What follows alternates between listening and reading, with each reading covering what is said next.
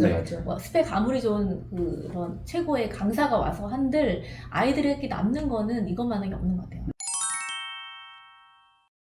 그래서 발음을 할 수 없으면 아까 말씀드린 모르는 거다.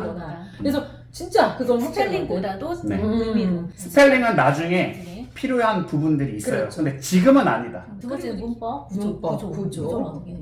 구조는 항상 모든 교재들이 앞에 문법칙이 어떻게 나와 있냐면 앞에 개념이 나오고 그렇죠. 그리고 개념을 적용해 볼 수 있는 기본 문제, 그리고 응용 문제, 심화 문제 이런 식의 다 구성이 되거든요.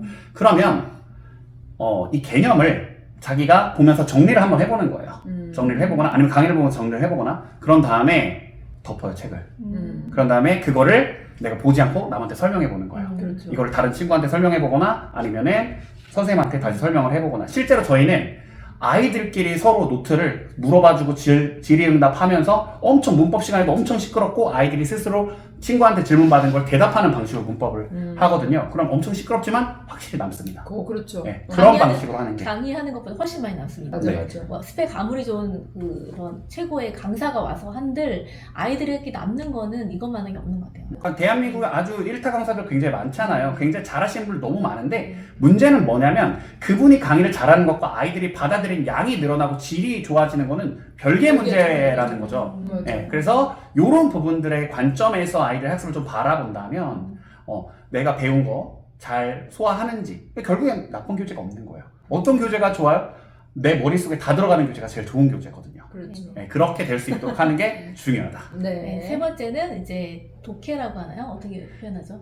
결국에는 시험 글을 읽고 이해하는 부분이 필요한데 사실 입시에서의 독해는 단어가 되고 문장 구조가 되면 독해가 되는 거거든요. 그래서 이게 초등학교 때 원서나 많은 리딩이 돼 있는 친구들은 이제 학습서에 나와 있는 어휘라든지 구문만 조금 잡아주고 문법만 잡아주면 독해는 자연스럽게 해결이 되는 경우들이 많고요. 사실 아까 좀 전에 독해의 기본은 단어와 문법이기 때문에 문법을 완벽하게 기억을 하고, 그러니까 개념을 알고 또 개념만 알면 적용이 잘 안 될 수가 있기 때문에 모든 문법책의 문법에는 예문이 있습니다.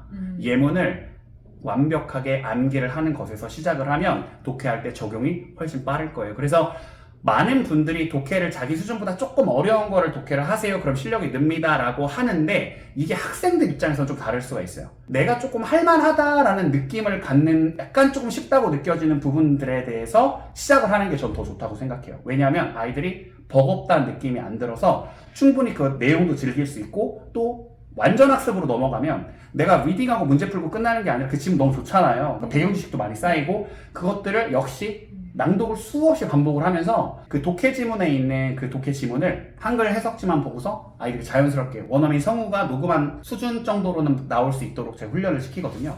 이렇게 한 20지문 정도만 하면 독해 능력이 엄청 좋아집니다. 그럼 이렇게 해가지고 이제 결과적인 사례들을 조금 더 얘기를 해주셨다면. 초등학교 6학년 때 어떤 친구가 있었냐면 당연히 이제 저는 소리를 좀 전문적으로 많이 가르치는 학원인데 이 친구가 6학년에 오니까 소리를 하기가 좀 어려운 거예요. 애니메이션은 좀 너무 쉬운 것 같은 느낌이고 내용상 근데 미드를 하기에는 너무 빠르고 그리고 뉴스를 하기에는 실력이 약간 좀 부족하고 되게 애매한 친구들이 다 왔었는데 이 친구가 제가 말씀드린 이런 방식대로 공부를 하니까 중학교 2학년 내신에서 거의 전 과목 평균, 그러니까 영어뿐만 아니라 영어는 당연히 잘 나오는 거고 전 과목 평균 95점, 96점으로 그렇게 해서 학교에서는 소위 말하는 공부를 되게 잘하는 친구라는 소리를 듣는 이런 아이들이 사례가 상당히 많이 있어요. 한두 사례가 아니라 대부분의 아이들이 그렇게 이야기를 많이 듣기 때문에 저는 이렇게 공부하기를 아주 강력하게 추천드립니다. 자, 그럼 이제 정리를 해보면 5, 6학년 친구들이 가정에서 이제 영어 학원을 보내는 거, 영어 학원 당연히 보내야 되고 영어 학원 당연히 보내면서 엄마들이 조금 신경 써주면 좋을 방법을 몇 가지를 좀 제시해 드릴게요. 첫 번째는 뭐가 있을까요? 자, 여태까지 제가 말씀드린 게 단어랑 문법에 대한 메타인지 학습, 이제 그걸 얘기를 하고, 마지막에 그게 잘 되면 독해로, 이제 독해가 잘 될 수 있다라고 말씀을 드렸는데, 이거를 한꺼번에 해결할 수 있는 방법이 딱 하나 있어요. 그걸 하나 딱 알려드릴게요. 그러니까 시중에서 우리 학생이 충분히 할 수 있을 정도의 독해 이제 학습서를 하나 사세요. 뭐든지 상관없어요. 그러니까 요즘에 너무 잘 돼 있어서 출판사에서 단어 리스트도 제공을 해주고 그리고 mp3도 제공을 해주고 다 제공을 해주거든요. 한글 해석본도 있는 걸 좀 택하시는 게 좋을 것 같아요. 그래야지 이제 관리하시기가 좋기 때문에 그런 거를 하나를 사서 거기에 있는 단어를 완전히 암기를 합니다. 암기라는 건 발음을 당연히 포함하는 거예요. 그 다음에 스스로 독해를 해보고 그 다음에 자기가 맞는지 이제 확인을 해볼 거 아니에요. 그런 다음에 어느 정도 맞았는지 확인해보고 틀린 부분들 있으면 그걸 교정을 하고 한글 해설지를 보면서 나중에 영어로 나오는 수준까지 연습을 하는데 처음엔 되게 힘들잖아요. 네. 그래서 이해를 했으면 그 이해한 지문을 소리내서 하루에 30번에서 50번 정도 그냥 읽는 거예요. 편안하게. 그러니까 예를 들어서 머리 좋은 친구들은 금방 외우거든요. 그러면 그걸 외웠다고 해서 끝나는 게 아닙니다.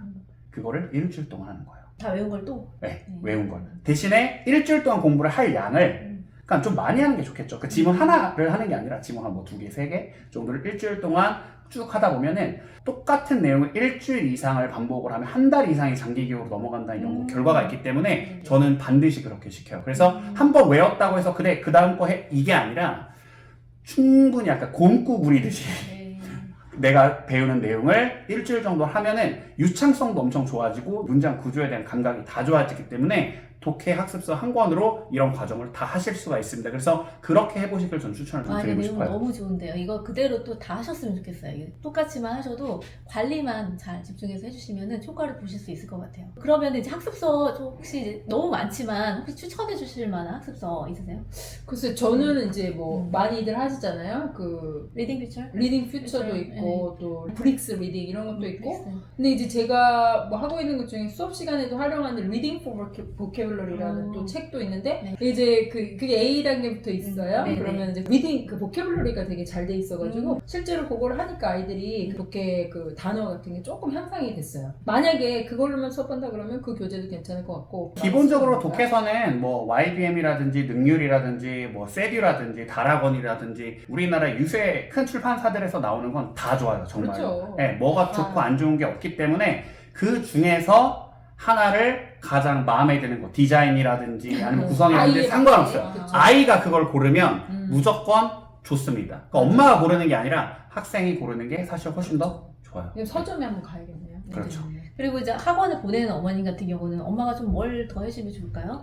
당연히 제가 이제 5학년, 뭐 6학년에 좀 늦게 시작한 아이들이 학원에 오는 경우에 이제 사실은 아이도 조금 많이 학습적으로 힘들지만 어머니나 이제 부모님들이 관리가 좀 힘든 경우가 많아요. 근데 이제 진짜로 학원에 큰맘 먹고 보내셨으면 그 관리를 좀 많이 철저히 해주셔야 됩니다. 그래서 실제로는 이게 뭐 숙제 검사나 이런 것들 잘하고 있는지를 항상 검사를 좀 해주시고 그리고 선생님, 담임 선생님이나 학원 선생님한테 이제 문자라든가 아니면 이렇게 전화 상담 주기적인 상담 주기적으로 꼭 해야 돼요. 네네. 그러면 어머님들 좀 할 게 많은데 뭐 책도 계속 조금씩이라도 수준에 맞는 것도 읽혀도 좋고 그리고 숙제 관리만 틈틈이 해주셔도 너무 좋고 아이가 이제 저학년 때, 중학년 때까지 습관만 제대로 잡혀 있어도 아직 고학년이 안 됐다면 그 부분에 신경을 많이 써주시고 다음 영상에서는 3, 4학년, 1, 2학년 주제도 다룰 거니까요. 일단 5, 6학년 친구들은 아직 그 입시를 향해서 지금부터 이제 달려야 될 시기니까 그런 부분을 잘 기억하셔서 이번 포인트를 기억하셔서 꼭 집에서 해보셨으면 좋겠습니다. 네. 우리가 지금 5, 6학년을 먼저 다루는 이유가 있잖아요. 네, 시급하죠. 부모님들 마음도 시급할 거고 불안하실 거고 아이들도 그럴 걸 느낄 거예요. 네. 하지만 이제 그 큰 그림을 보면은 어디까지 가야 되죠?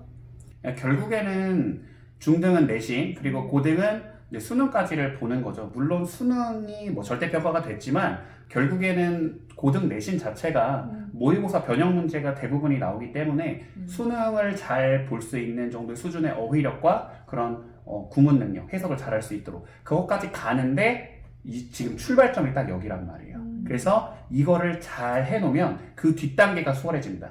그러니까 이거를 지금 잘하는 것 자체도 중요하지만 이걸 했을 때 그 다음 단계가 수월해지느냐 또 되게 중요하거든요. 근데 무조건 수월해집니다.